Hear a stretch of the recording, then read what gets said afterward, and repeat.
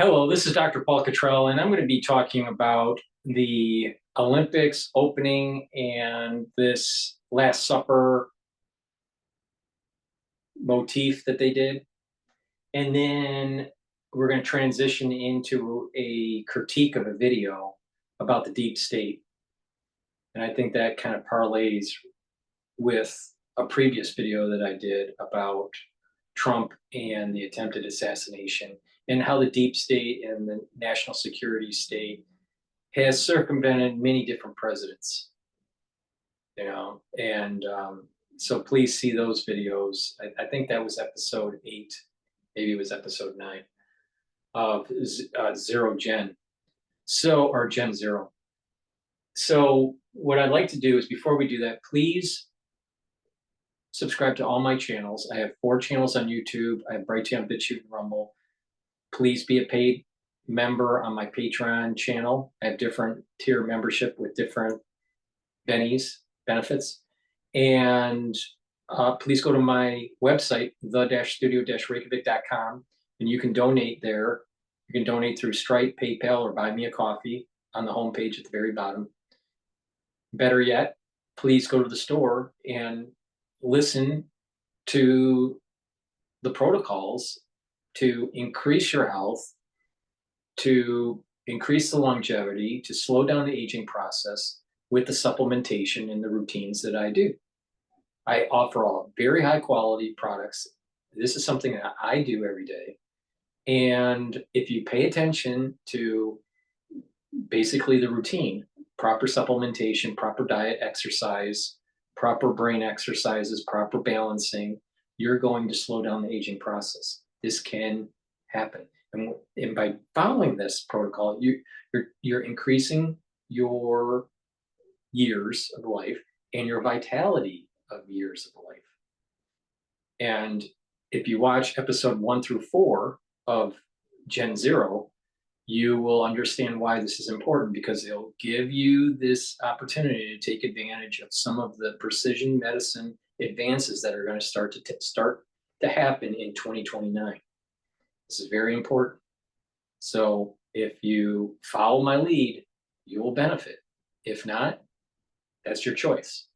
So please go to my store, the-studio-reykjavik.com, and get some of the products that I offer, such as the structural nano silver toothpaste. This has structural nano silver, no fluoride in it.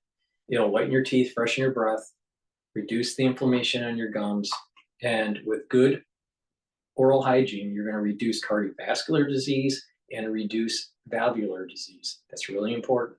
This is the best toothpaste that you'll be able to get. So get a few tubes of this toothpaste for your household. Go to my store, the-studio-reykjavik.com. In addition, I have drops and lozenges for the cold season that will be coming up. So you should be starting to prepare for that. In addition, people still have allergies. So I have the drops in honey, lemon, and in blueberry.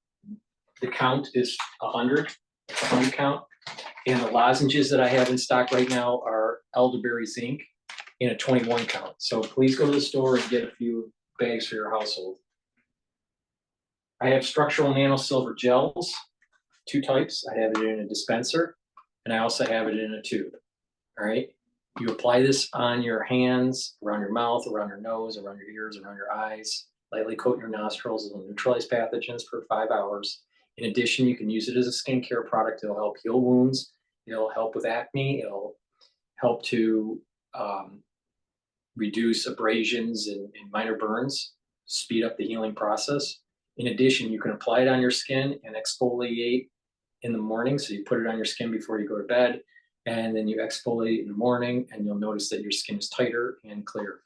So these are very high quality products. So please go to my store, the-studio-reykjavik.com, and get the structural nano silver gel. What I'm going to do with this video is discuss how woke the Olympic Games in Paris are. So let me play the video. As people have been hearing in the news, there was this disrespect of the Last Supper by Da Vinci, by a bunch of woke, kind of a very low budget woke kind of situation here. There was also and maybe I'll find the video, a pale horse that was riding on the water, um, kind of scary because the pale horse, is part of the revelation. But here we go with the woke opening ceremony being anti-Christian. I'm sorry, but I can't stop laughing at this.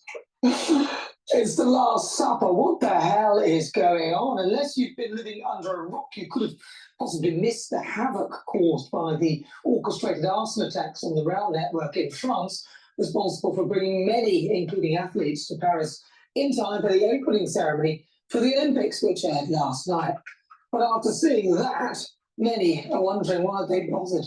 A ceremony that looks as if it had been created by someone on a serious acid trip.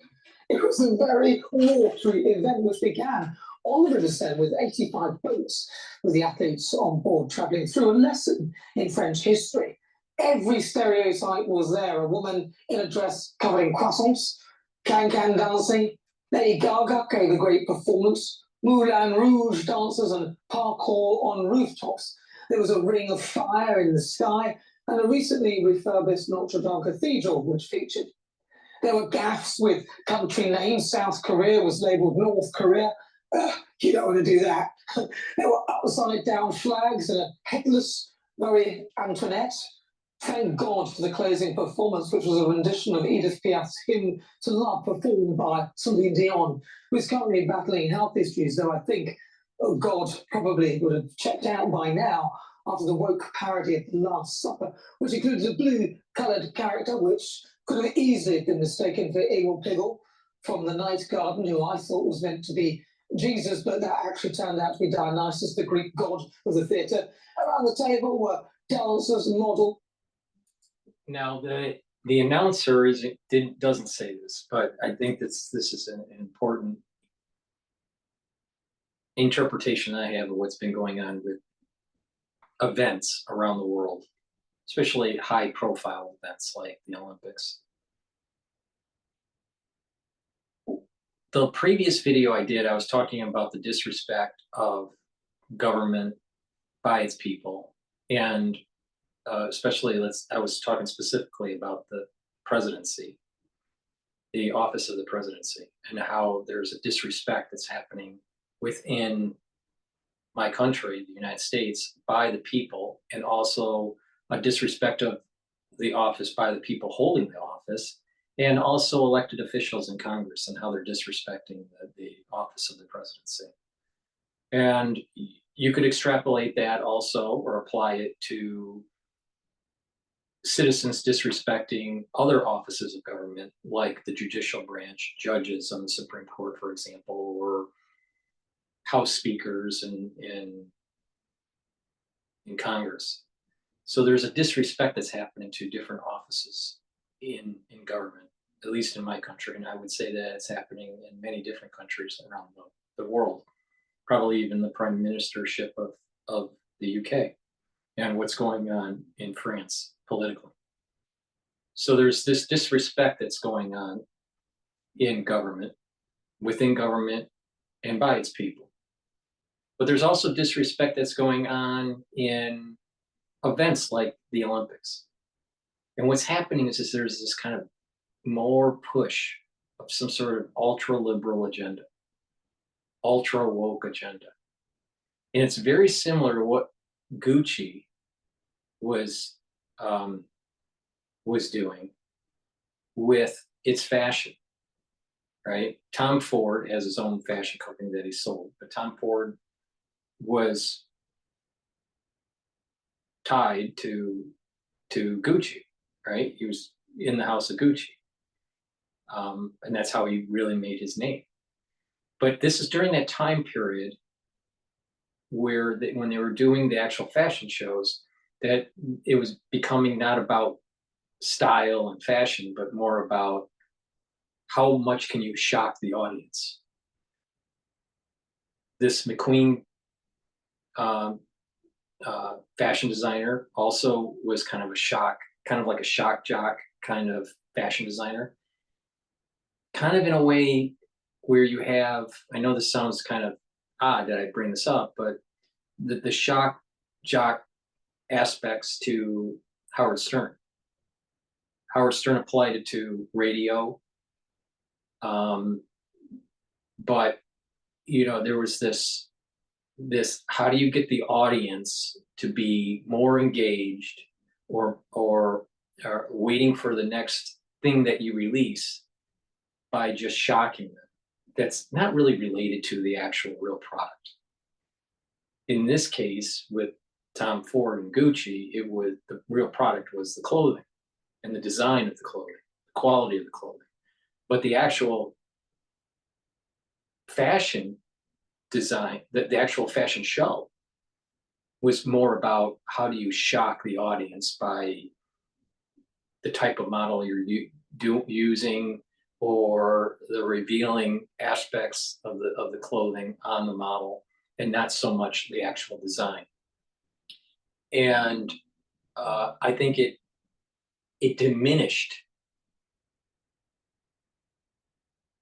fashion, and and once you shock an audience up to a certain point, they won't be responsive anymore, because it's an S curve. You've shocked them to the max, and you can't shock them anymore, so they won't be responsive. Tom Ford lived in that kind of era in fashion, all right? And he even mentions this, and he brings it up when the House of Gucci movie came out, and he talks about, what was happening behind the scenes, because he was a part of that. And so there was this shock value, all right? Kind of a jeer, and then you can apply it to even talk shows. Back in the day, there was Donahue and Jerry Springer and Oprah, and you look at the old tapes, they're more about content and hearing someone talk about something. But then over time, it became more of a free-for-all. Same thing in news. Walter Cronkite news, right? And then all of a sudden, you fast forward to today's news on CNN or any news, even Fox, and it becomes a shouting match. It's all about talking points and yelling at each other, and it's there's a cacophony of just noise. It's just chaos, and there's very little new content. So, and for whatever reason, that's what gets the eyeballs, is to create division. But it's the shock value. Well, you can apply this to what's going on with the Olympics. There's the shock value that's taking place. Now, in the news, you see it every day. If you see a program like Oprah, that's an everyday or, 5 days a week kind of show, right? But the Olympics, you're talking every 2 years, there is some sort of an Olympic event that's taking place.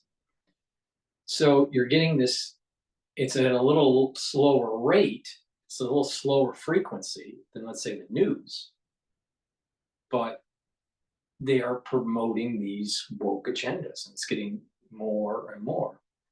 Now, what is interesting is that it didn't seem so obvious with the Asiatic Olympics events or ceremonies, but it seems more prevalent with Western civilization Olympic ceremonies. I think that's telling, all right, about what's going on in the societies, and that there's disrespect of, again, I keep on coming down to this simple concept: God, country, and family. So you can be inclusive and be understanding of people, even if you don't agree with them. But what's happening is that culture and art is trying to push the boundaries or break the barriers of civil conduct.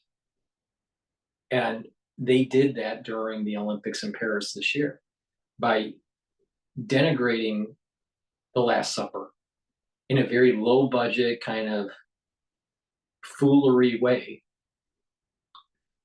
But they're promoting this kind of like woke drag queen stuff, right?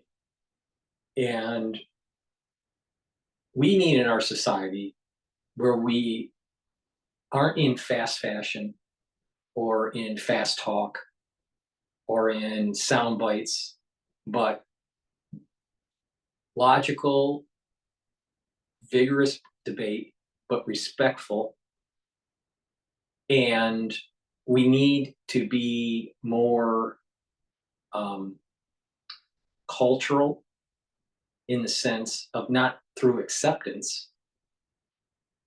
Culture is not through acceptance. Culture is through having a certain cordialness, but not trying to force it upon the other group. I think with wokeism, what's happening is they're trying to force it and trying to re-engineer school systems in the United States and re-engineer the relationship between the parent and the child. And that child now is becoming more and more property of the school system or more and more property of the state. I think that's dangerous. I think that's extremely dangerous. So the society needs to be more educated and more cultured. Now, what can we learn from, let's say, Ralph Lauren?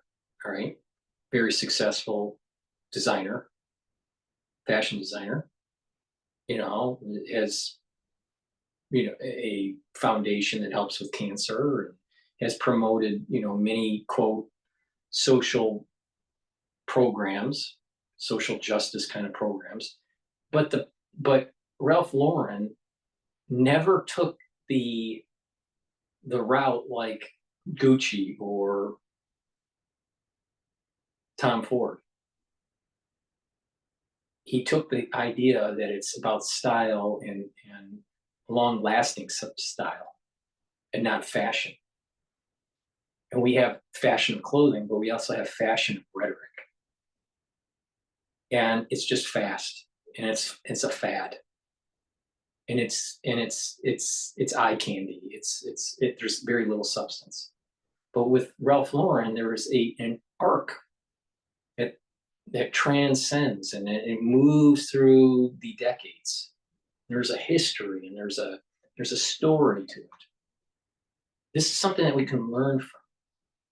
All right, citizens in the United States, and it's looking like even citizens in France, need to get educated and cultured, but also have God, country, and family as a backbone of their ethos, and not this idea that of whatever I believe is whatever I believe. That everything's relative. Relativism in a in postmodernism, I think, is breaking down society, and we need to get back to some fundamental roots and not get into the flashiness of quote fashion, of clothing, or the fashion of rhetoric, but actually have substance that moves through generations, that goes through decades, not just sound bites that people will forget in a year. It's too clickbait-ish, too clicky. Right? And I feel as though this wokeism that is being projected in the Olympics is about shock value and getting eyeballs there and all that. But where's the culture? I want you to do an experiment. All right. Now, some people that listen to my channel may not be that culture, and maybe some are very cultured. But I want you to do an experiment, and you talk to people and see how cultured they are. and just observe. Maybe the people that you know, maybe the people that you're friends with, maybe it's just someone that you bump randomly at the grocery store or whatever. But pay attention to their culture, how they walk, how they talk, how they carry themselves, right? And you don't have to be pompous, but the thing is they elevate. You want to elevate your health, you want to elevate your educational bar, you want to become more cultured. That will make the society better. Where I think the society is going wrong is that we're losing proper etiquette, proper culture for shock value. You see this a lot in the podcasts, to get shock value, right? Now, of course, there's going to be people mad at certain moments in time because things can get really crazy, especially what happened in 2020. But the idea is that not everything is on fire and not everything is a Paul Revere moment. There are moments in time that are Paul Revere moments that may take place maybe once every 50 years or maybe 100 years or whatever. But the day-to-day news cycle, the day-to-day things that are happening in the world aren't a Paul Revere moment. And that's the difference between some people that want to think that everything's a Paul Revere moment and people like myself that realize that not everything is a Paul Revere moment, and those moments are very rare. And it may only happen once or at most twice in one's lifetime. All right. And you just, when that does come, you step up to the plate and do what you need to do. But because there's monetization of these of the news and of citizen journalism and all this, right? There's monetization, and it's about eyeballs. It's about shock value. So even independent podcasters trying to have op-ed pieces and stuff, it moves towards shock value and a loss of culture and etiquette. Like the Tates out there, like the Joe Rogans out there. Is Joe Rogan that smart? Not really. I mean, he's now doing commercials. If you notice, he's doing these like stupid voiceover commercials. He's already made $100 million. Why does he need to do voiceover commercials? So, assuming it's not an AI, who knows? But the thing is that everything is about monetization in this podcast world, and it falls into the trap of the Jerry Springer show. It falls into the trap of Tom Ford and what he had to do for getting shock value on the fashion shows, or McQueen and what he had to do for shock value. All right. But did it really push the envelope of fashion? Not so much. Not so much. Some people don't even know who McQueen was. Some people probably don't even know who Tom Ford is. Some people have heard about Gucci, but do you really know the fashion ethos of Gucci? But if you talk about Ralph Lauren, you understand the fashion ethos of Ralph Lauren because it connects to something deeper, something deeper. All right. And it's the same thing in politics or in history or in science, right? You gotta, don't do the Jerry Springer. Don't go down the woke path. And by doing that, when you do that, then what will happen is that you will you'll be revered as an intellectual and as someone that has culture and class instead of the Jerry Springer. And unfortunately, in the podcast world, you have way too many Joe Rogan wannabes, way too many Tate wannabes. You have way too many people that are trying to monetize to get eyeballs and that they're quote an expert on everything, right? There's few real polymaths out there, very few, right? And yeah, and it's just it just feeds on itself, and you get the flying monkeys and everything else, right? So it's important to have a foundation, a culture, a ethos, and a core of that is God, country, and family. So going back to the Olympics and the wokeism, there's a disrespect. Now, in this case, it was a disrespect, very poorly done, but a disrespect of actually the Last Supper from Da Vinci. Now, yes, the Last Supper is a Christian story of Jesus at the Last Supper before he is rounded up and executed, is put on the cross, and his apostles are, one of them is betraying him and all this. As a work of art, this is a genius work of art on many levels by Da Vinci. Okay, and he even was experimenting with different types of pigment for this. So he was there. It was actually had it was experimental what he was doing, but the proportions and the movements of the body and all this. I mean, this is a work of art, let alone using art to capture a certain moment in time, the Last Supper, and is being disrespected by this loosely kind of motif that's similar, by maybe not exact. It's not exact. I don't think officially they were trying to make it exact, but it was about shock value because it's drag queens, and it's just something's just not right about the people that were making the event storyline and the costumes and the whole event sequence at the Paris Olympics. There's something, it's about shock value. It's the Tom Ford kind of era of Gucci, right? You once you try to monetize the body in such a way to just sell clothing. Well, this is, you do everything for shock value just to get eyeballs. This will collapse, just like it collapsed in the 90s, with the shock value, with the fashion shows. But this is disrespect to Da Vinci. It's disrespectful to religion, especially to Christianity.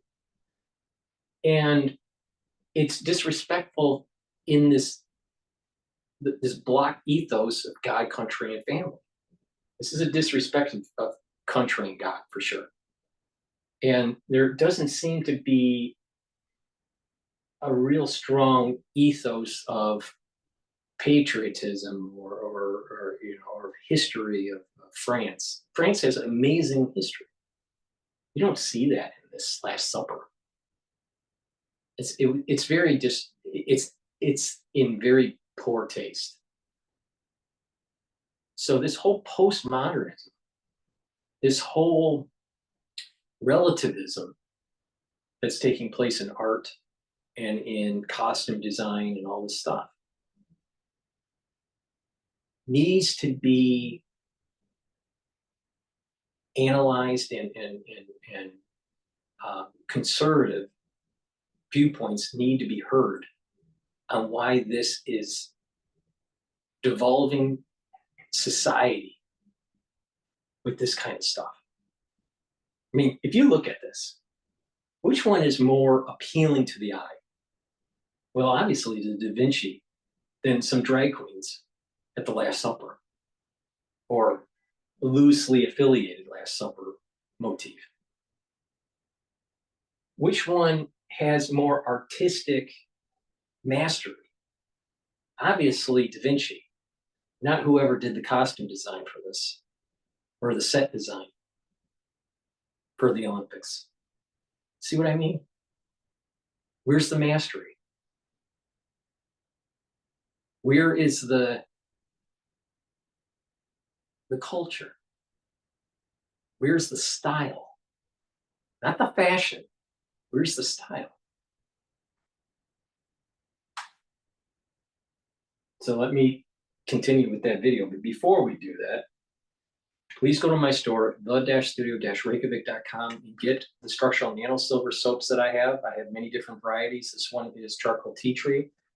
But go to the store and see what I have available. Please get the 3 applicator set. It's a spritzer, dropper, and a nasal spray. They are great for the ones that haven't purchased them. When you purchase a Max 14 or Max 35 or even structural solution, that's the ppm of 30.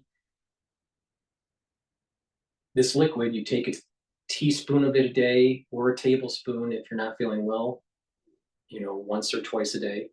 You gargle with it 20 seconds, you swallow it, right? You do this every day. I use this every day, right? I take structural nano silver liquid every day. But if you need to travel or take it to work, just put it in these little containers and just put it in your bag. And so you'll be able to spray surfaces or spray the back of your tongue or put a dropper in your tongue. You can use it as a nasal spray. This is perfect to put it in a bag and be able to carry your structural nano silver. So please go to the store and get the structural nano silver liquids and the applicator set and the structural nano silver set. But part of kind of an anti-aging protocol is you can culture yourself. How can you improve? Can you can you properly eat at the table? Do you know how to properly set a table? Do you know how to actually, have proper etiquette and a vocabulary? This is important. We're moving into an era where we need people cultured, not decultured.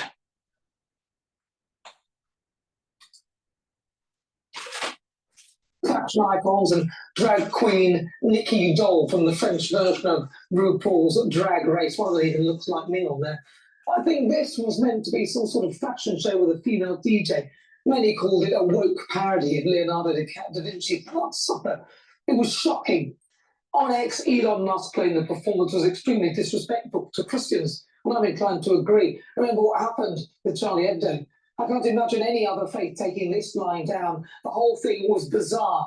Attended by an estimated 600,000 spectators, it was a 4-hour show full of technical glitches, bad audio, and near torrential rain, with people joking that they really needed to stop the boats. 4 o'clock, let's welcome again at night. Another thing when it comes to this postmodern wokeism, where it's all about the fashion and not so much about the style, is poor quality. You'll notice that it's about getting shock value, but the quality isn't there. Craftsmanship. Like I said, who is more of a master of the craft? Da Vinci or the set designers? Obviously Da Vinci, because you put the time in and you have a quality of a product. Quality is important. And it's not just the quality of your work that you do, the quality of your etiquette. These are all important. And so everyone can improve and become more cultured and have more, stop being so low class. Too many low class people. And the way to fight wokeism is to have a stronger affinity to God, country, and family, and to be cultured. And when you fight that, when you do that, you can fight this wokeism that's happening. Now, this culture issue is on both sides of the spectrum. The ultra liberal has lost culture and is devolving, but the ultra right also has lost culture. Right? So you don't want to be trailer trash, right?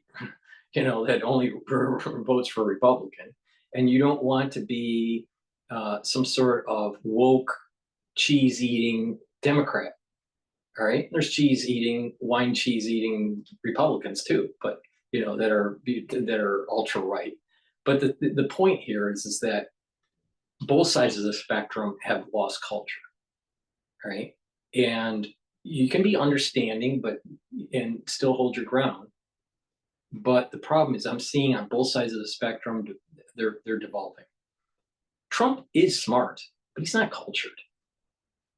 He can afford a lot of nice things, and just because you have nice things doesn't mean you're cultured, right? Trump doesn't look like a person that reads very much. All right, I'll vote for him, but he's not a cultured guy. Ivanka looks like she looks like a cultured person. Trump doesn't look like a cultured guy. Donald J. Trump, probably because reading is a big part of culture. All right.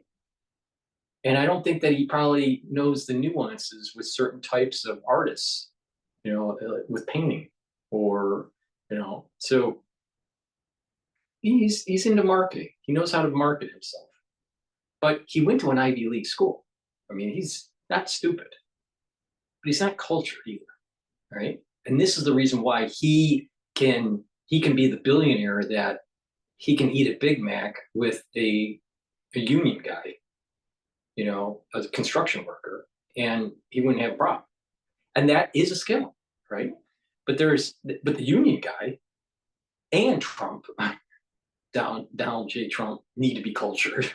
They need to, raise the bar, because that helps America in general.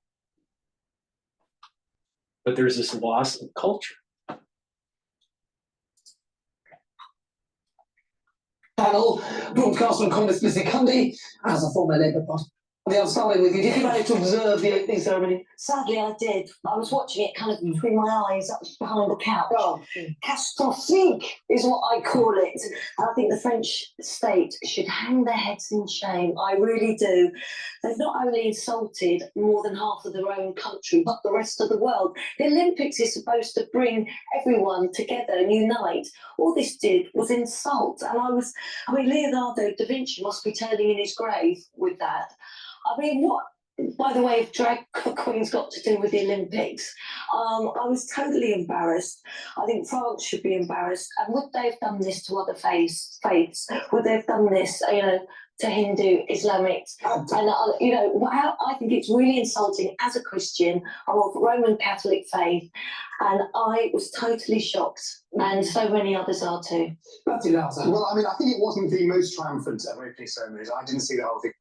You've seen the clips, but as far as the controversial, selection of drag queens, I don't think it was insulting to Christianity at all. The Olympics should include everybody. If we believe that, then that should include drag queens. That should include having a bit of a laugh. I mean, I do think that the Olympics generally is massively overblown, and it should actually go back to its roots for being about sport and rather than every country trying to outdo itself in the opening ceremony. Political, Hitler and all that. I mean, come on, it's been a massive political thing. It has, but I think the more it's about sport, the less it's about sort of trying to put a country on the map, the better. I don't think Paris, which is the most visited city in the world, needed particularly to people are aware of it. Its brand image is pretty high without the Olympics. Interestingly, I was just looking at who's coming next, which is LA and then Brisbane in Australia.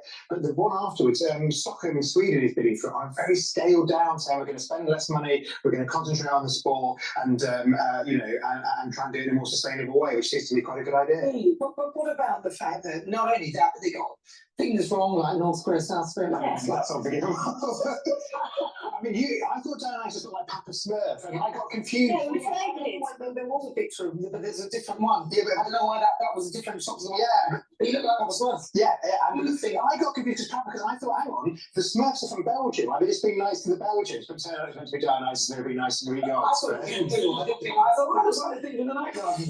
but this is the Olympics. It's not musical theatre, Matthew. I was totally embarrassed. We had the NHS, but Bentley made an art. I know they had a bit of rain, but I was there for the opening.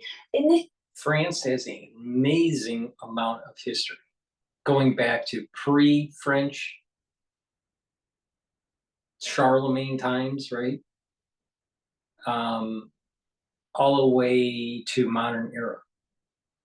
Now their politics is unstable, and I don't feel as though that they have a system of government that's as stable as the United States. I think there's wisdom that the founding fathers in the United States had right after the revolution that was lacking with the revolutions that were taking place in France. So I think that their government is more unstable. But they're hit that the amount of history, and they host the Tour de France, which has been happening over the last few weeks. They hosted the Le Mans race, the 24-hour Le Mans, which is a 24-hour race with cars, the hypercar and prototype cars and GT cars. So they have a huge history, an automotive history. They have a biking history. They have history of conflict, 2 major world wars, the Crusades, Charlemagne. I mean, just amazing amount of history. Then the products, that they have, in terms of wine and cheese industries, they have something to offer, but instead they were pushing a woke agenda. This is the problem with Macron. This is that there's this wokeism that's tied to him, and I think that it hurts the country. I think that I don't feel at least what has happened so far, it's not on the best cultural footing for France. And it was more about this postmodern fashion eye candy stuff that doesn't really promote the history and the culture of France. Right? Now, if that's the culture of France, then France is no doubt going to devolve into chaos. Right? But it's the problem is that you start talking to creatives, people that are in marketing or people that are in graphic art design and stuff. Many of them, not all of them, many of them are of this postmodern woke persuasion. And I think this is what's destroying Western culture. Now, Western culture has gotten us this far, in terms of technology and economics. But you keep on demonizing God, country, and family, and you're not going to have a very stable society.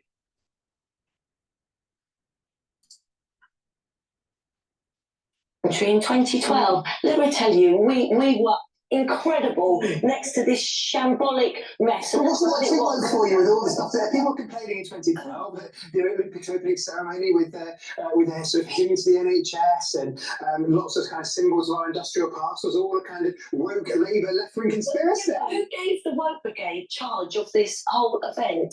They honestly, it was embarrassing and it was insulting. I don't think it was for the best run ceremony ever, but I don't think that the problem with that was having a few drag queens in it for a couple of minutes. I think clearly their ambition trying to do it on the river. Trying to do it on the river was a little overambitious. So next time in 4 years we'll be back in the stadium. But did they not think that would insult the Christian faith? Did they not think of that? There is a Would they have done that to any other faiths? I actually think it's appalling what they did. And I don't know who was in charge, but the French state should really have a good look at themselves today, because my friends that are also Jewish and other people who haven't got faith even said, why? Why did they do that? Well, do they want to be chic? Do they want to be in? I thought the France did brilliantly yesterday after those appalling attacks to actually get some trains moving again in the afternoon, and they obviously, despite the rain and the few glitches, pulled off a ceremony which, if nothing else, was memorable. Well, the wrong reasons. Yes, but perhaps the wrong reasons. That's a perfect ending, because the females were absolutely right that were on that panel. It's memorable, but for the wrong reasons. Just like I said, the shock value. It's Jerry Springer. It's the Tom Ford. The the zenith period for Get rewarded every for month on Gucci- rent, Gucci. travel, and other expenses around your neighborhood. Redeem points. So they're right. You know, it's for the wrong reasons. And they did that on purpose. So you would get eyeballs and people would talk about it. You know, unfortunately, maybe we're feeding into the stupidity by commenting on how crazy it is. But all right, with that said, I want to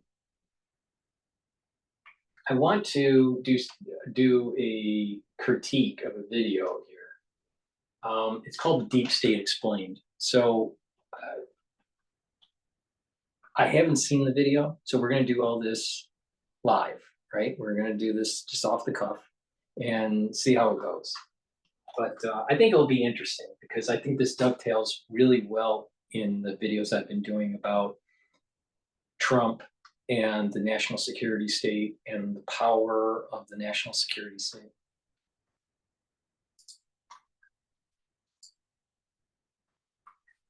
The deep state vote Trump.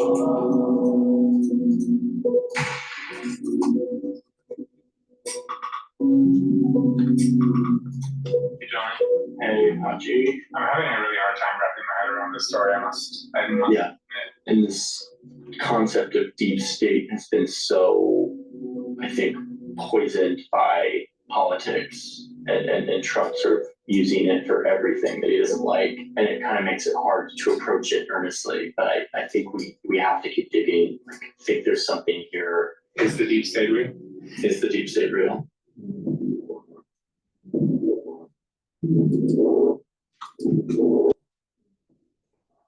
It's been it's real, and the deep state actually goes all the way back to Lincoln. All right, just the terms have been changed.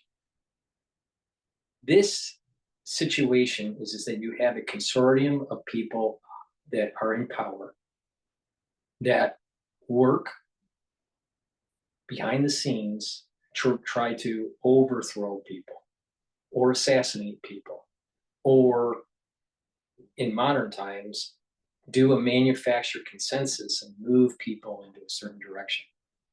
This is the whole Smith Modernization Act. And that technology has helped this along. But there was a deep state with the Confederate after the Civil War with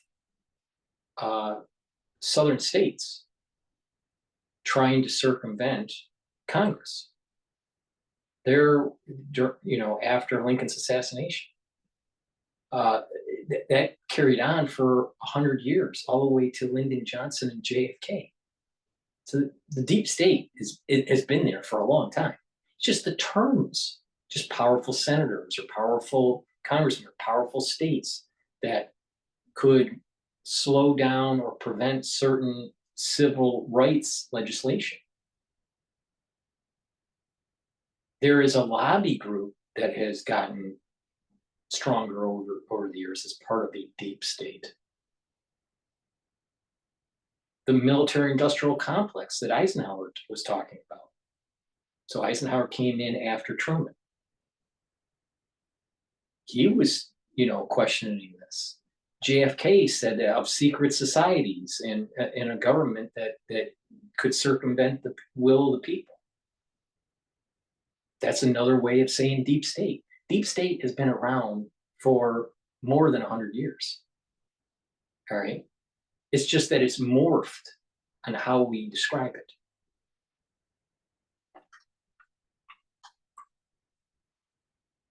Now, this thing here that they have is a graphic here. I'll read it. It's a quote. "It was a social thing, my dear fellow. I never received $1. I never signed a secrecy agreement. I didn't have to. I've done things for them when I thought they were the right thing to do. I call it doing my duty as a citizen." This is from Joe Alsop on working for the CIA as a journalist. Working for the CIA as a journalist. Interesting. Smith modernization.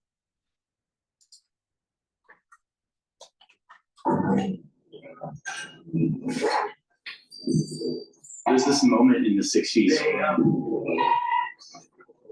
really like see how this actually works, like where power really is. To the height of this moment where the US and the Soviet Union are in this like massive staring contest. There's nuclear weapons involved. Everyone thinks the entire globe could be wiped out in this conflict. And Cuba is centered right in the middle of it.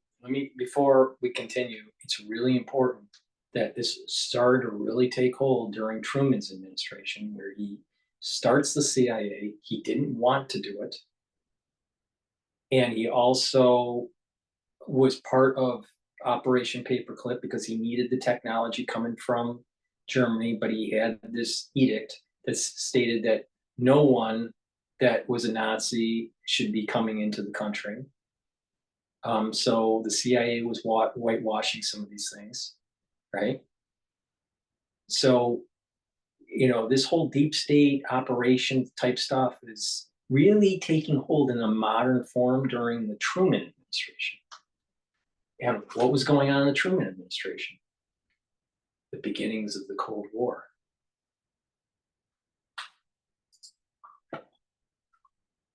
Right off the coast of the US, but they're on the Soviet side of the conflict. The US at this point wants nothing more than to snatch Cuba, to make it their own. And they've been trying to kill Fidel Castro a million different ways. They're looking for an excuse to invade. And to push back on all of this, the Soviets actually start shipping nuclear weapons to the island.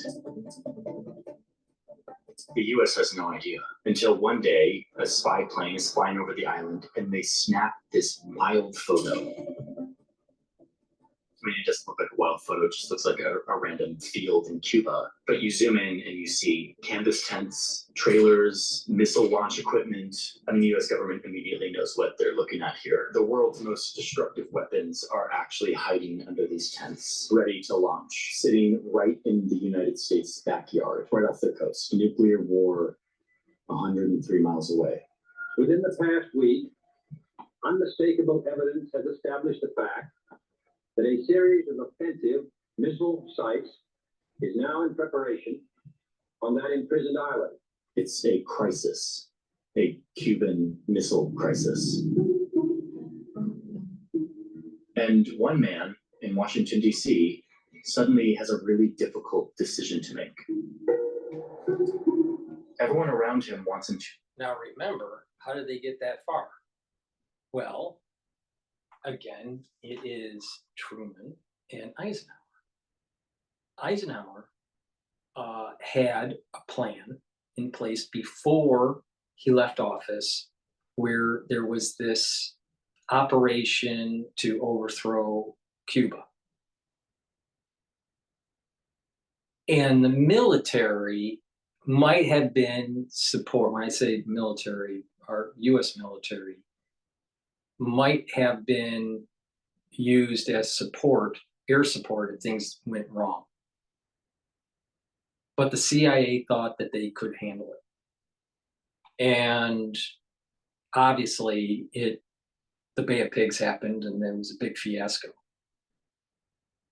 But you need to go like, why did that happen? Okay, Eisenhower had this plan and that it was going to transition into a new administration that was Kennedy's administration. Now, most likely, they didn't think that Kennedy, while this was all happening, they didn't think that Kennedy would win, right? So, you know, you're talking about that they were thinking that maybe this would go to Nixon, a Republican, all right? So the deep, quote, the deep state thought that everything would be copacetic and that military operations, if things got hot and heavy, would be, it would be more of a conventional means instead of some sort of covert CIA means, right? So this change of the guard between Eisenhower and Kennedy, you know, put a little bit of a roadblock in there. But it looked like Kennedy was willing to do it, but without the military support. The CIA thought that they could corner Kennedy and do the military support, and he said no. Now, why did Eisenhower have this take with Cuba? Well, going back to Truman, the previous president before Eisenhower, Truman had this policy of using the CIA as a way to overthrow governments that may be potentially teetering towards communism or towards the Soviet Union. And so Truman was overthrowing governments or doing operations through the CIA to do this. Saying Cuba was in this orbit of operations.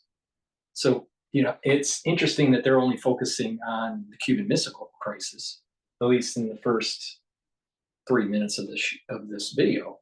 But this thing's really starting with the start of the CIA and with Truman telling the CIA to overthrow governments. Now, just a fact, which I think is interesting, Truman was the 33rd president of the United States, and also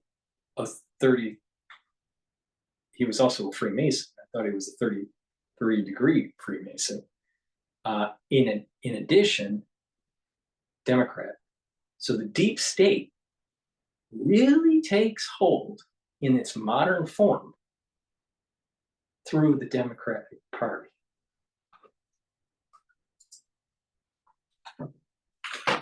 Cuba, but he's not sure. Okay, but here's the kicker of the whole thing. Instead of stay at work that night and figure out this crisis with his advisors, Kennedy gets in a car and travels across town to a cocktail party. He came here to a house in Georgetown, the home of Joe Alsop, one of the nation's most influential newspaper columnists. It was the eve of nuclear war, and the President of the United States kept his dinner date in Georgetown. And the reason why is because at that party were the people he trusted, the people who really had power in Washington during that time. Most of them lived here, in this neighborhood, many of them side by side, all within a few blocks. William Colby, the Far East chief of the CIA, who would later become the director of the agency. Chip Bolin, a former ambassador to the Soviet Union. Alan Dulles, who, boy, Alan Dulles, where to even start, is the CIA's longest running director. He lived right here in Georgetown. Frank Wiesner, one of the founding officers of the CIA. He lived just 6 blocks away. Felix Frankfurter, a Supreme Court justice, just a couple minutes walk away. And Kennedy himself had a house in this neighborhood. The reason JFK kept his date in Georgetown that night was because this is where power in Washington was. On the other side of town from the Capitol building, the seat of American democracy. The decisions were being made here by unelected men who had an immense amount of secret power. These were powerful. Hey guys, J.D. Vance here in Radford, Virginia. I thought I'd take you behind the scenes a little bit. When you get to an event, they've got a ton of crap for you to drink and eat. You got some tea bottles that I have to. These were powerful men who were not elected or accountable. And at this point, they'd become drunk on the worst kind of power, the secret sort of power that corrupts, the kind of power that our founders sought to check and balance with all of their founding documents. But here in Georgetown, it had moved beyond anything the designers of the country could have predicted, into a shadowy, separate part of our government, a deep state that was actively blackmailing the Congress and working to undermine the President of the United States, and being horrifyingly successful at it. Unelected deep state operatives who defy the voters to push their own secret agendas. You take on the intelligence community, they have 6 ways from Sunday to get back. Remember the previous video I did in the series? I talk about how Trump is more in line with JFK than Reagan. Trust me on this. Dr. Paul Cottrell is usually not wrong. And oh, by the way, I have a cup that says I'm never wrong. All right. Now, obviously, it's not that I'm never wrong. I'm right most of the time. All right. But this is for laughs. But But the point here is that when my inner sense picks up on something, you got to pay attention, because when that happens, it's usually right. All right, and it is profound. And my spider sense is saying that Trump is more like JFK. Now, I hope that nothing ill happens to Trump, but we are moving towards where that quote deep state is going to be really scared about what he may do. Now, he may back off. He has a tendency to, go to the edge and then not do it. So maybe his bark is, bigger than his bite. Who knows? But JFK and Trump are tied at the hip. So even for a practical, supposedly hard-nosed businessman, he's being really dumb to do As this. far as I know, we don't engage in assassinations and kidnappings and things of that kind. I do think there have to be serious questions raised about some of the foreign policy blunders that this country has had over the last 20 to 25 years. There's some truth in the idea that there is an ongoing group of people who continue the work of government as administrations come and go. Is it possible for these entities to go rogue? Absolutely. Was the agency involved in the kind of domestic surveillance that has been portrayed in the news reports? My feeling is it is not. Okay, I'm doing this. The deep state. Is the deep state real? And if so, what is it? Before we do that, I want to take a moment to say thank you to our sponsor. NordVPN is a longtime sponsor of our channel. We couldn't make this work if we didn't have sponsors like Nord. NordVPN is a tool that we use to surf the internet more securely. A VPN allows you to connect to the internet in more secure ways, or to route your connection to a different country. Secret stuff happening when you are surfing the web. Nord helps make has other useful tools like NordPass, which is a password manager. You can get this together with NordVPN if you choose of free NordVPN when you sign up for the 2-year plan, and a 30-day money-back guarantee. And you can start using NordVPN today at a discount. Thank you, NordVPN, for sponsoring today's video. So, we ready, Nick? What kind of sweet pudgy are you? Okay, did you inherit this? Could you start by introducing yourself, who you are, and what you do, and what your relationship to this topic of the history of the CIA is?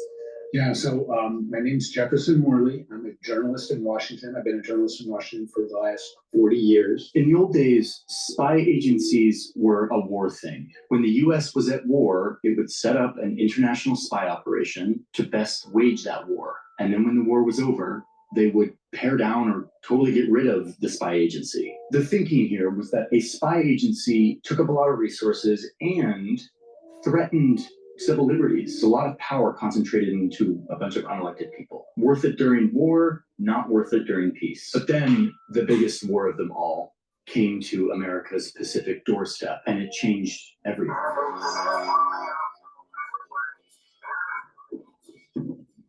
So Roosevelt now has a license, more of a license to do what he wants. And one of the first things he does is consult with a man named Bill Donovan. Wild Bill, a corporate Wall Street lawyer who was obsessed with the power of intelligence. Donovan had very strong opinions, and he said, you need a wartime intelligence because you're going to war. Wild Bill Donovan would be in charge of the Office of Strategic Services, or OSS, a centralized intelligence agency that would be given immense power to do whatever it took to keep our people safe and to keep our team on top.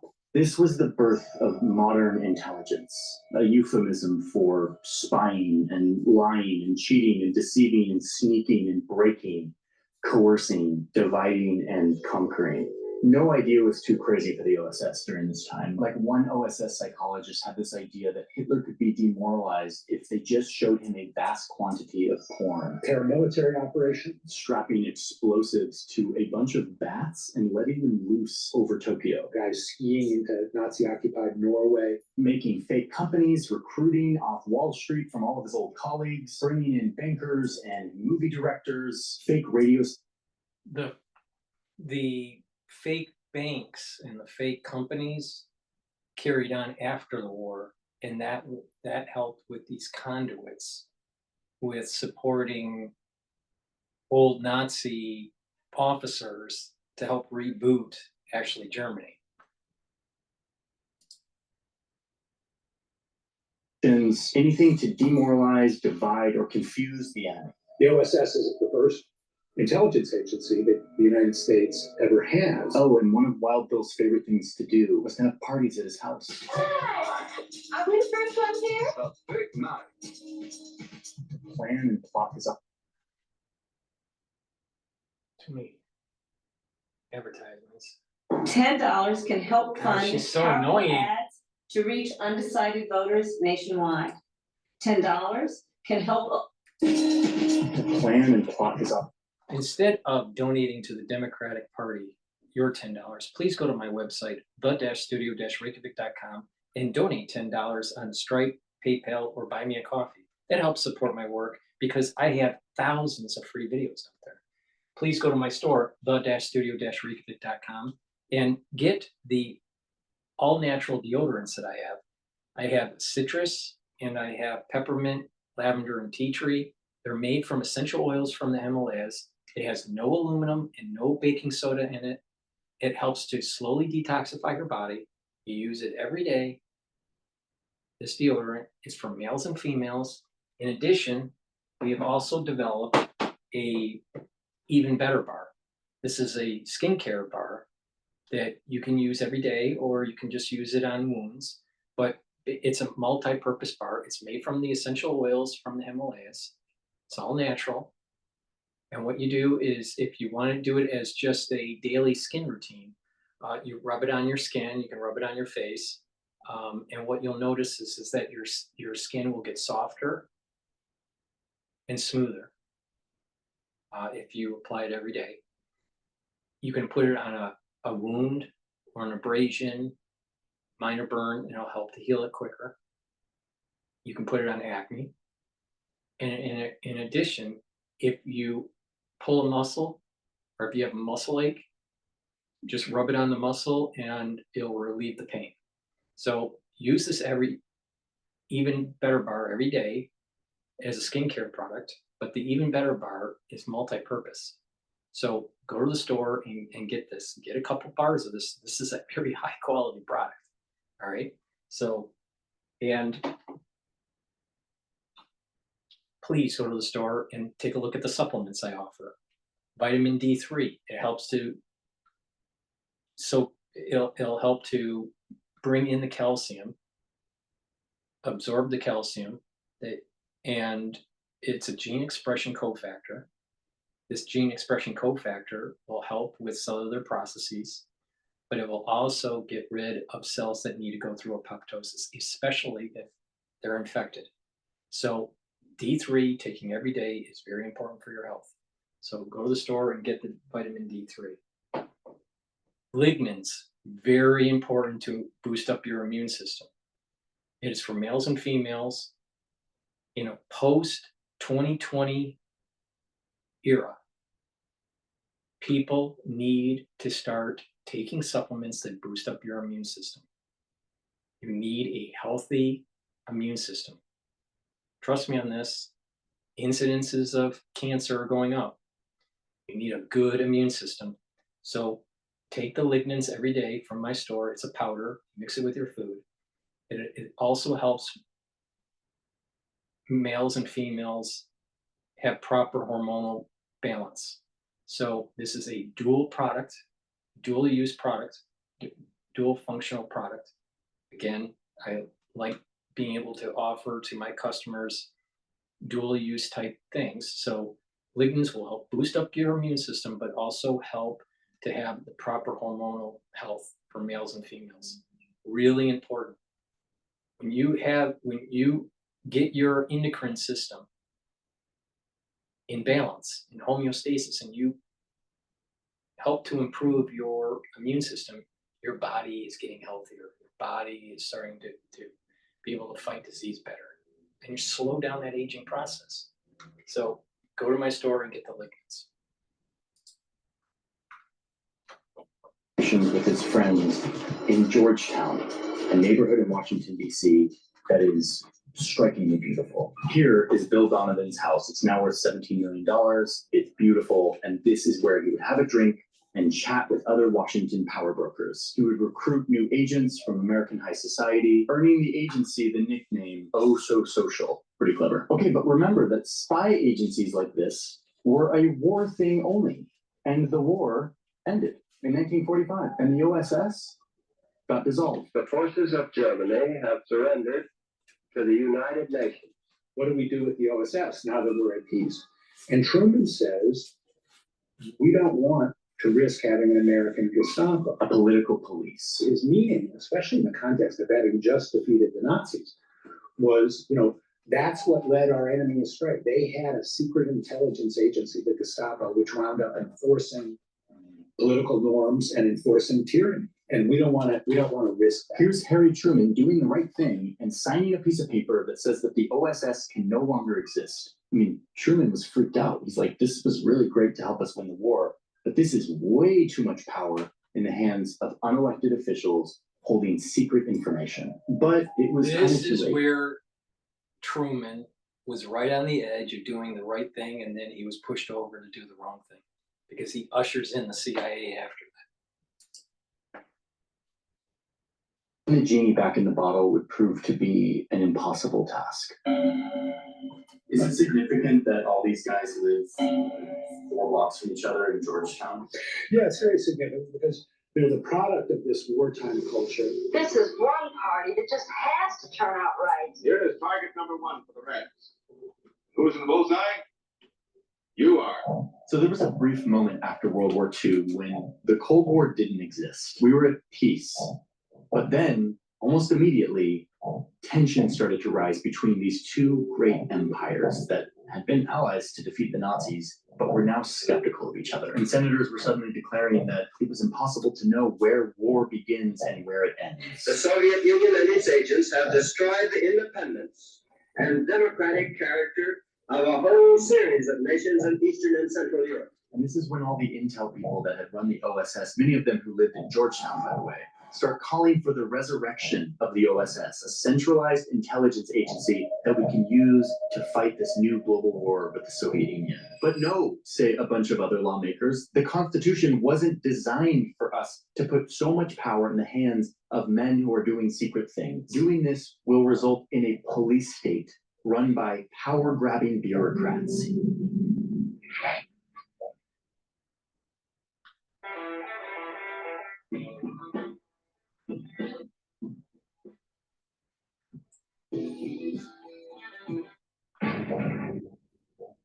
Too much power to military leaders and their insatiable appetite for more money, for more men, and more power, whatever the cost to democracy. Truman's mind changed. And what changed Truman's mind was the growing confrontation with the Soviet Union. And soon the papers were signed and a new agency was formed, the Central Intelligence Agency, the CIA. When Truman signs the National Security Act, he says, we have to be careful that we don't have an American Gestapo. So that thought is still on his mind. The CIA was the big, shiny new weapon of the United States in the Cold War. And their mission was to, quote, gain and distribute intelligence and to perform, quote, other functions and duties related to intelligence affecting national security.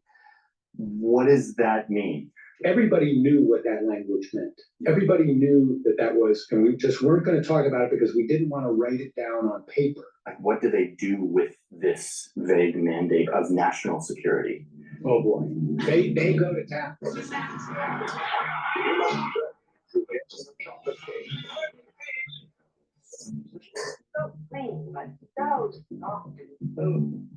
Operation Paperclip, 1945 to 1959. Americans wanted to get those Nazi rocket scientists on their side so that they could develop their own rocket capacity. James Angleton, for example, protects a general under Hitler. CIA gets involved in the Italian elections, 1948. His thumb on the Italian democracy to make sure that U.S. allies win.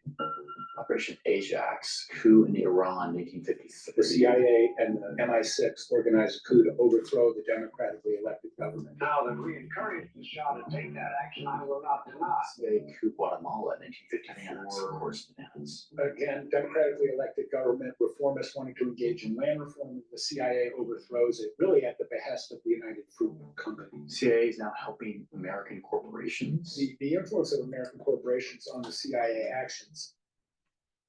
So this is an important piece of the puzzle here. CIA comes into existence because of the Cold War that's emerging during the Truman administration. But you also have a growing lobby group that is starting to gain power too. And this is why I said the deep state, it's not just intelligence agencies.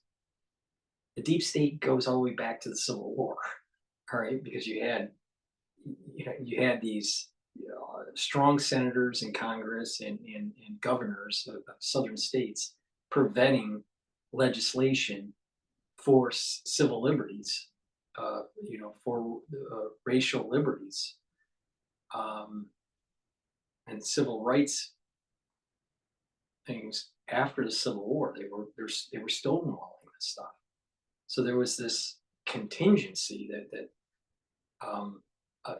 was stopping the United States to becoming a more perfect union, to use a phrase by Lincoln.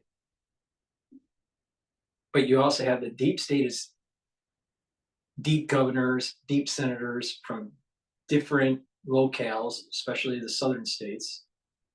Right, this is where the Democrats are coming from. But you also have deep agriculture.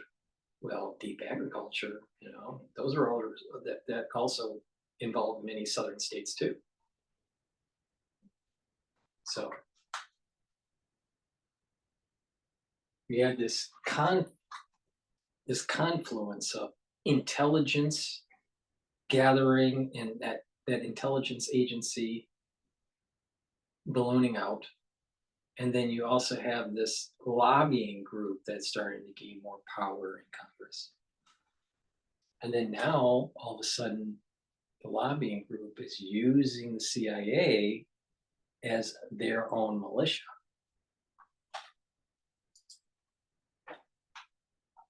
Unmistakable. Alan Dulles is on the board of directors. Howard Hunt, Birch O'Neill, David Phillips, CIA coup in Congo, early 1960s, CIA coup in Chile, 1973. The assassination operation against General Schneider in 1970 is coordinated with Kissinger's office. Thank you. Nice to see you all. Mind control experiments, MK Ultra. In 1950, the CIA launches a massive program to develop means of controlling people's minds. Some 40 U.S. academic institutions were involved in this kind of LSD to people without their permission. Can we develop a truth zone? Dosing somebody with LSD 60 times in a week. NSA's Operation Shamrock, electronic surveillance, 1945 to 1975. The first warrantless wiretap. God, Biggs, nightmare. There were hundreds of CIA assassination plots. Operation Phoenix. Eventually, Bill Colby, who was later director, admitted that they had killed 20,000 people. Operation Mockingbird, COINTELPRO, Operation Chaos, Watergate, Jim Critchfield, Frank Wiesner, James Angleton, Roosevelt, John Foster Corey, CIA coup in Indonesia, CIA coup in Greece, CIA involvement in the Guatemalan Civil War. It was a CIA crime spree for 20 years. There's no other way to describe it. So by the 1970s, the CIA is this powerful, well-funded machine of intelligence that is doing a lot of secret things all around the world. They start blackmailing lawmakers to scare them away from investigating them and reining them in. These agencies had harmful personal information on lots of people. When I was doing my Angleton book, a guy told me one day when he went to meet Angleton, Angleton quoted back to him what he had said to his wife in bed the night before. And so they had this capacity, and people knew that they had this capacity. The Kennedys knew that J. Edgar Hoover had information about his affairs. with various women.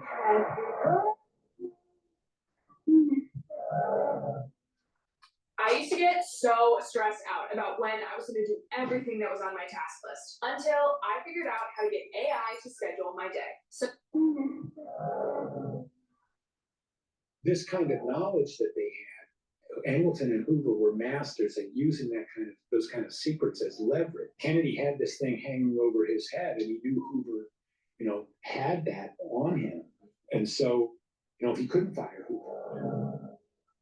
And so much of this power is concentrated among just a few people, many of them not elected, and many of them living right here along these streets in this neighborhood of Georgetown, living in fancy homes, having fancy cocktail parties, and kind of running the Western world. It's exactly the nightmare of the founders of the country and the nightmare of President Truman. 1 month after the assassination of President Kennedy, Harry Truman publishes an article in the Washington Post and says the CIA should be abolished. Wow. And he says it has cast a shadow on the historical reputation of the United States. The man who signed. We have to go to commercial for PNN. Please go to my store, the-studio-reykjavik.com.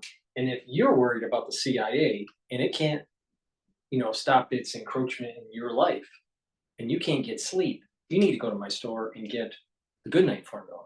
Why? Because it has tryptophan and melatonin in it and many other ingredients that helps your body to rest. Why do you need that? You need 3 cycles of REM sleep for consolidation of memory, to detoxify your body, and to build up the energies through resting. So when you wake up, you're going to be well rested. People that have chronic problems sleeping have problems with energy levels, with memory, and their body is filled with toxins, especially the central nervous system. There have been studies that have shown that chronic deprivation of REM sleep can lead to dementia. So it's very important to get sleep. Sleep heals the body. Sleep helps the mind. Sleep detoxifies the body. So go to my store, the-studio-reykjavik.com, and get the Goodnight formula. This is a very high quality product. All my products are high quality. So, and take this, and you're going to get those REM cycle sleeps and move towards that journey of proper health and vitality. Multivitamin. I have a multivitamin on my store. It's a very high quality multivitamin, and it's easy to digest. Take this every day. Why? Because the ingredients in this multivitamin are cofactors for enzymatic activity. If you don't have enough of these cofactors, you have subpar cellular processes in metabolism. So you need the multivitamin. So take it every day as part of your daily routine. I have a probiotic in powder form and in a tablet form or capsule form. And that capsule form, you just take every day. But in the powder form, which is the one I have in my hand, there's a little scooper here, and you just mix it with your food. I mix it in the afternoon with my lunch, and because I eat hummus on my lunch, so just mix it with your food, and it'll help with the gut biome. Why is that important? You'll be able to absorb energy better. You're going to have a better liver by doing this because it's increasing the communication and the metabolism between your gut and your liver, and a better communication between your gut and your brain. And mood and brain function is tied to gut health. Also, good gut health improves skin. So you want to improve your brain, your skin, your liver, very important, and your ability to absorb nutrients. So get the probiotics that I have in my store, either in the capsule form or in the powder form. The piece of paper that created the CIA comes out and says he regrets it. Eventually, Americans start to get savvy to the fact that their government is sort of going off the rails. As this war in Vietnam drags on, more and more Americans stand up and say enough, demanding accountability for a national security apparatus that had gotten out of control. And what does the government do in response? They start spying on the protesters. Operation Chaos was the CIA spying on the anti-war movement. Johnson calls in Dick Helms and says, what's going on? The communists have to be behind this. And so they start infiltrating the anti-war movement. And so this is happening in the anti-war movement in the 60s. All right. But the same thing happened just recently in 2020, where they were using social media to curtail your freedom of speech and then to track you. And they use social media to see who your social network with, and they'll put you into a security net. They're looking for someone, and they look at not just 1 degree of separation, they're looking at 3 degrees of separation. They're out of control. The national security state needs to be abolished. But, Americans don't do anything about it. They just, listen to podcasters like myself, and they just don't do anything about it. If you want to abolish the national security state, first of all, you need to get rid of your brain fog. So go to my store, the-studio-reykjavik.com, and get the clarity factor. That will reduce the brain fog and allow your neurons to be firing faster. You're going to have better neural connections. Your memory is going to be improved. You're going to have your thinking will be faster. And by doing that on a regular basis, you're improving your neural health. So please go to my store and get the clarity factor, because you need to improve your neural health. You got to view your body as not just the body. It's separate organ systems that are communicating. You got to improve your liver. You need to improve your kidney. You need to improve your brain. You need to improve your heart. You need to improve your cardiovascular system. You need to improve your bone structure, your muscle structure. You need to improve your eyes and your digestion and all that, your GI tract. So it's system-based. So go to my store and get the clarity factor. It's going to improve your brain function. That way you can fight the deep state.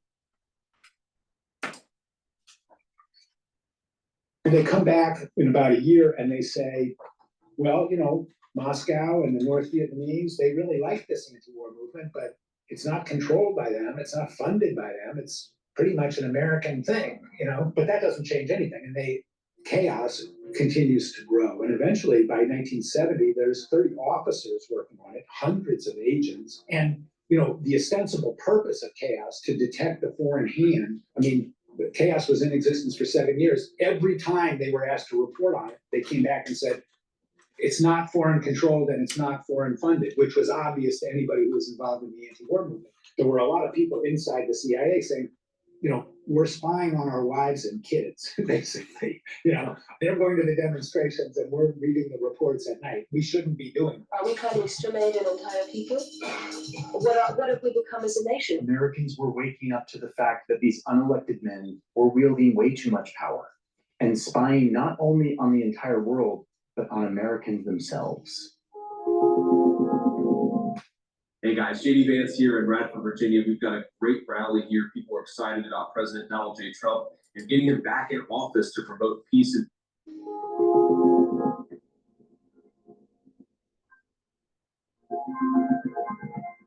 We have been victimized by excessive secrecy, not only with respect to the failure of the Congress in the past to exercise proper surveillance over intelligence activities, but also excessive secrecy has created this kind of mischief within the executive branch.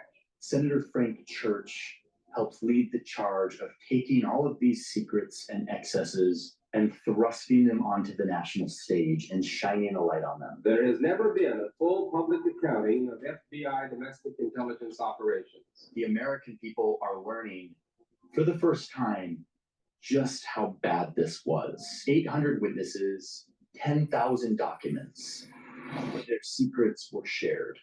CIA, FBI, NSA, assassination plots. Does this pistol fire the dark? Yes, it does, Chairman. When it fires silently, almost silently, yes. Spying on Americans. A wholly comprehensive listing of everything those people thought or did on any subject you can imagine they're having a concern with. Targeting people like Martin Luther King Jr. and other civil rights or feminist activists. Bureau agents were told to attack the New Left by disinformation and misinformation. Anti-war protesters were spied on, intimidated. COINTELPRO is the name for the effort by the Bureau to destroy people and to destroy organizations, or as they use the words, disrupt and neutralize. The Bureau went so far as to mail anonymous letters to Dr. King and his wife. King, there is only one thing left for you to do. You know what it is. You have just 34 days in which to do it. You are done. That was taken by Dr. King to mean a suggestion for suicide, was it not? That's our understanding, Senator. The CIA's LSD mind control experiments were also detailed to the public. One of the first things they come across is the MK Ultra papers. And so were the FBI and CIA's attempts to infiltrate the free press, planting journalists within our newspapers. We would later learn in some investigative reporting that this infiltration of the free press was much more widespread than Church even discovered. He reported that up to 400 journalists had been paid by the CIA under Operation Mockingbird, and there's no doubt that Anderson Cooper. Please go to my store, the-studio-reykjavik.com, and get the turmeric.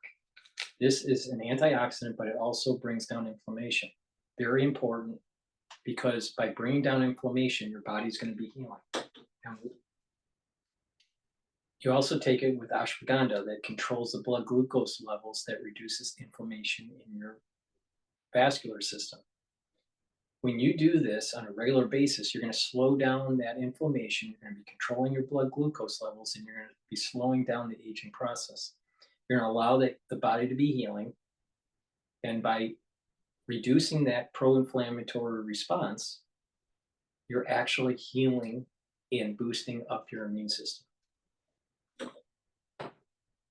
Also take my resveratrol. Why? Because it gets rid of senescent cells.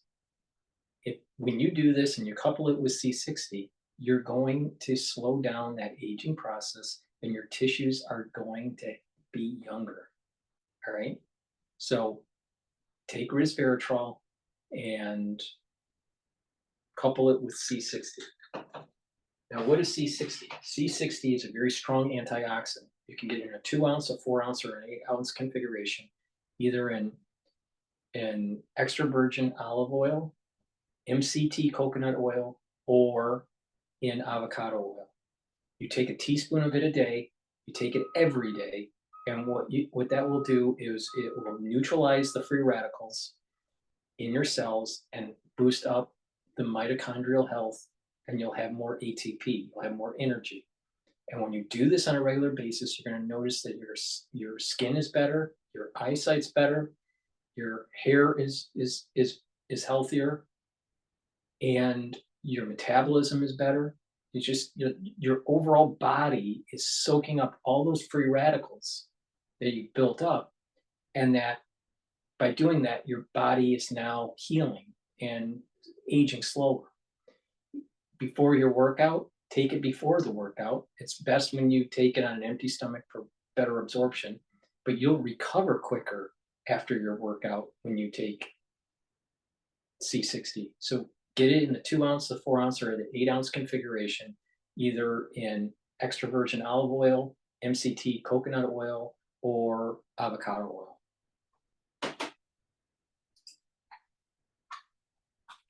a massive effort and effective. The church committee made a few things clear. Number one, that indeed a group of unelected government employees used immense power and resources of the United States government to pursue programs that were illegal, unethical, and generally out of line with American values and norms. And they did it in secret, outside of any sort of accountability, partly because the US Congress wanted to give them money and turn a blind eye. I can recall members of Congress who recoil from responsibility of knowing what was happening.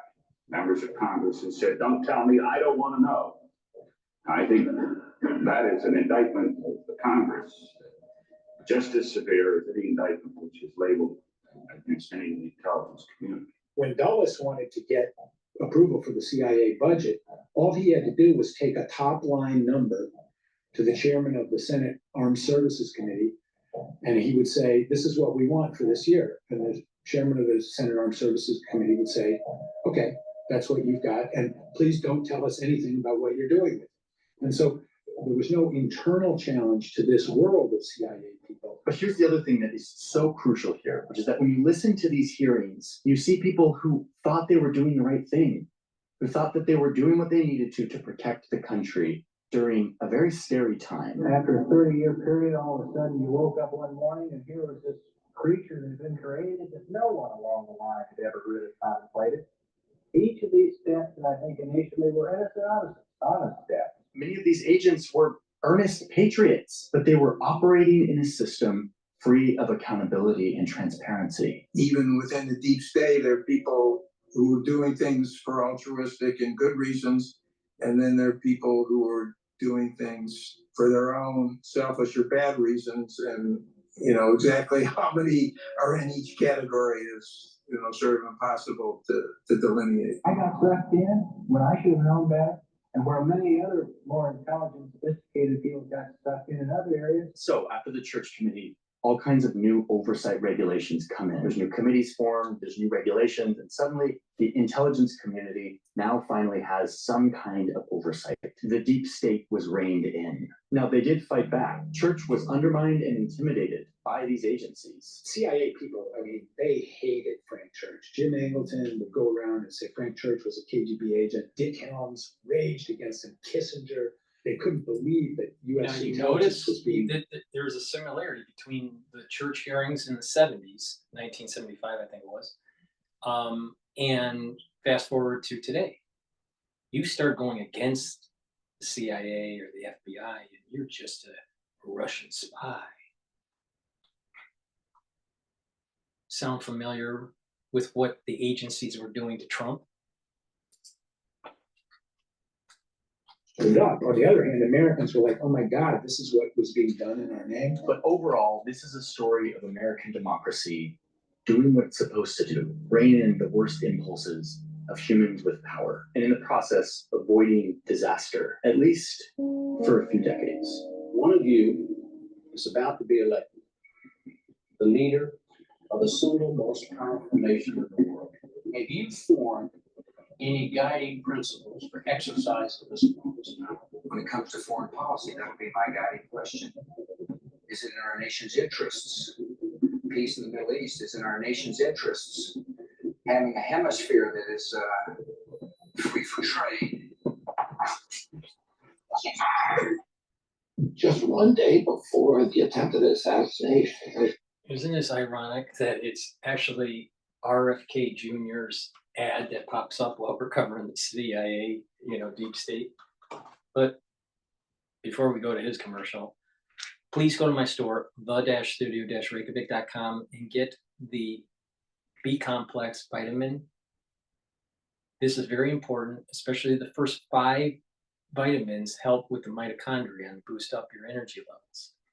But this helps with cellular metabolism. So you should be taking this every day. Add it to your daily routine. It's a very high quality B complex. So please go to the store, the-studio-reykjavik.com. To improve your skin and your immune system, take the vitamin C and the magnesium. If you're not feeling well, take a double dose of this. But you should be taking this every day. You should be drinking filtered water. And by drinking filtered water and vitamin C, you're going to improve your skin. Especially if you take the collagen powder that I have on my store, because the vitamin C and the collagen are going to cross-link and help with the dermal layer of your skin. So, and then taking collagen helps with your bones and your your joints and your tendons and your ligaments. So it's really important to be taking collagen and vitamin C. So please go to the store and get the collagen and the vitamin C. Digestive enzymes, really important to break down carbohydrates, proteins, and lipids.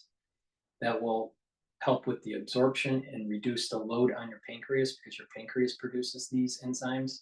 As we get older, our pancreas doesn't function as well. So it's really important to supplement these digestive enzymes to help with breaking down our food products. And by doing that, we'll be able to do better absorption, especially when you take the probiotic.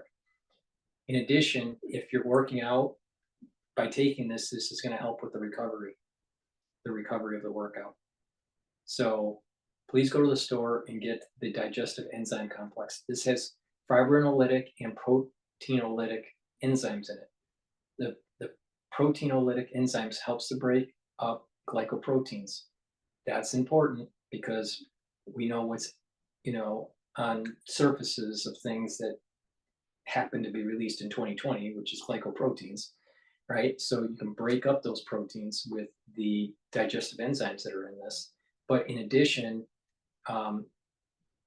there's an enzyme in here that will help break up fibrin, and that's important to help break up a clot. So there's fibrinolytic enzymes in here to help break up clots. So you should be taking this on a regular basis, not just for breaking down proteins, lipids, and carbohydrates and to absorb that nutrition, but to help get through the aftershock of 2020. Take my advice. If not, it's your own peril. I gave a speech in Las Vegas calling for a unity government. I think most Democrats and Republicans know deep down that this toxic polarization is unsustainable. Crises always. Has some very, very sketchy details reaching us here at Sky Central.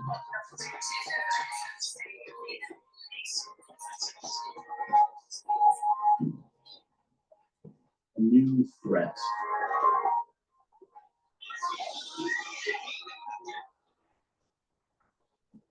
And the new call to give power to professional spies and bureaucrats to keep us safe by doing secret things. And by passing the Patriot Act, we will make America safer while safeguarding our civil liberties and privacy. And then, of course, new agencies. And during the 2020 crisis, it launched a series of policies that gave more government authority, what I call the BioPatriot Act. And it has many different pillars in terms of controlling the economy, in terms of controlling your health, in terms of controlling social media, the ushering in of passports, inoculation passports, a lot of things, right? Circumventing freedom of speech on social media. So what happened in 9/11, or right after 9/11 with the Patriot Act, was supercharged in different forms through the BioPatriot Act. Now, it's not called the BioPatriot Act. It's not wrapped up in a bow. It's called the BioPatriot Act. It has elements of these things in different legislation and in different agencies. It's really run through agencies, so it's harder to see it. But there is an administrative state that grew out of the crisis of 2020, and part of it's military, and part of it is HHS, part of it is the CDC, and the FDA. It's a big problem. And they're going to be ushering in digital currency, which will help with social scoring. So it's a big problem with it. We didn't learn the lessons from 9/11, and we allowed it to happen. This is the reason why I kept on saying that you have to push back, but people didn't push back, and now you have lost social freedoms and have not shut down the facilities that make these pathogens. didn't take the advice, and now we have a big problem. Variations on the same name. 9/11 is kind of like a Pearl Harbor. There's this desire, we've been attacked, anything goes, we have to strike back. This is an existential struggle. And that same ethos of the early Cold War, anything goes, that returns big time after 9/11. And the CIA seeks or asserts, without being checked, all sorts of powers that they hadn't asserted before. They implement the torture program. They massively expand the warrantless wiretapping, the kind of things that we had seen Angleton do in Chaos. Those exact same techniques are revived and expanded after 9/11 at a very large scale. Taxpayers funneling money into millions of new top secret jobs.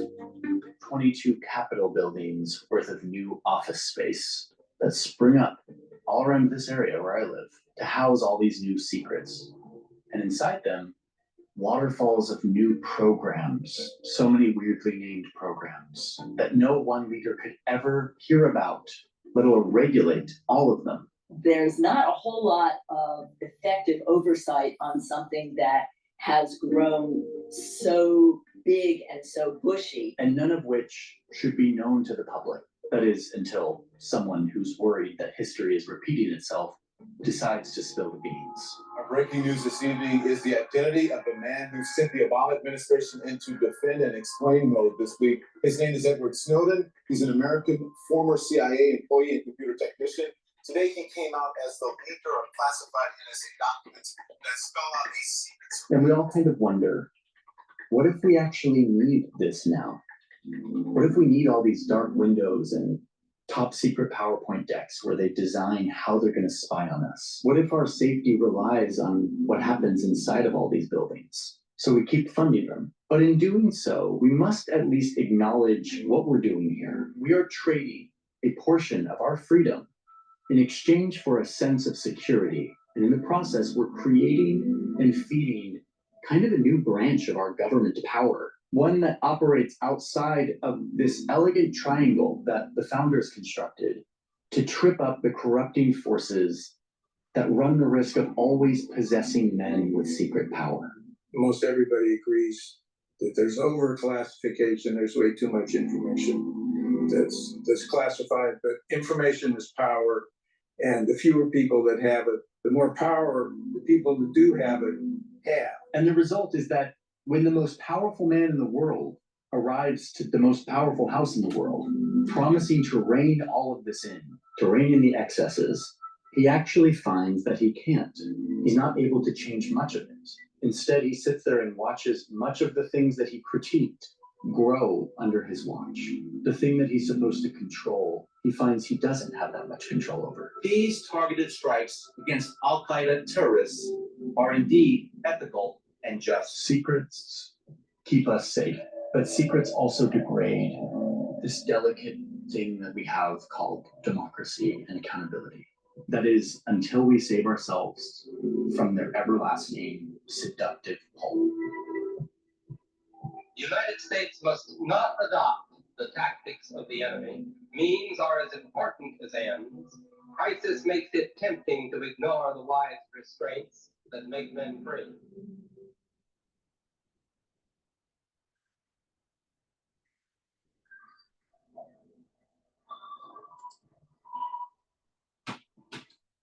So I think that was a good kind of like mini documentary. But please go to my store, the-studio-reykjavik.com, and get the new products that I have. I have olive leaf extract.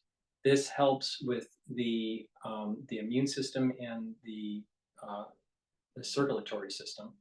So take this every day. In addition, I have a detoxifying zeolite that you can take every day. You can take a drop of this every day. Some people do that and just take it throughout the year.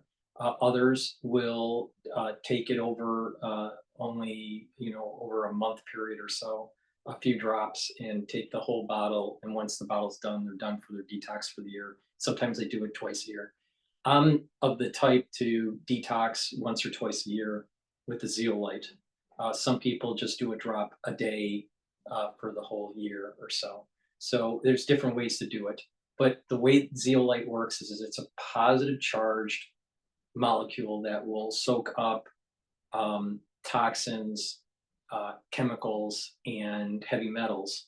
So when it does bind, then you can urinate that out in 6 to 8 weeks, or 6 to 8 hours, not weeks, 6 to 8 hours.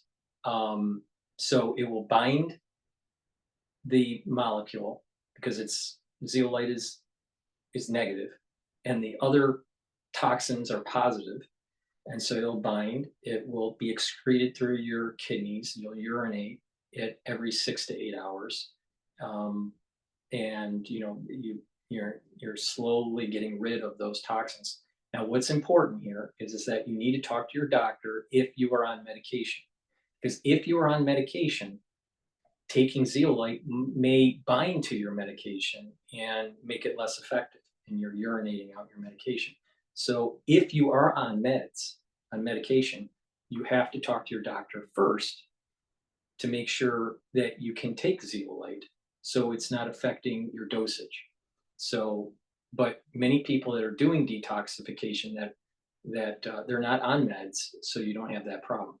But the ones that are older and they're on meds, or they have some sort of disease and they're on meds, it's important to talk to your doctor before you do any type of detoxification, because you want to make sure that the medication that's supposed to be in you to help with your disease isn't counteracted by zeolite. So you need to talk to your doctor before you use zeolite. But many people that are doing detoxification, they're not on medications at all. So that's okay. So please go to the store and get the zeolite. If you're on medication for heart, for diabetes, or anything, make sure you talk to your health professional before you take zeolite. So with that said, thank you for listening and have a nice day.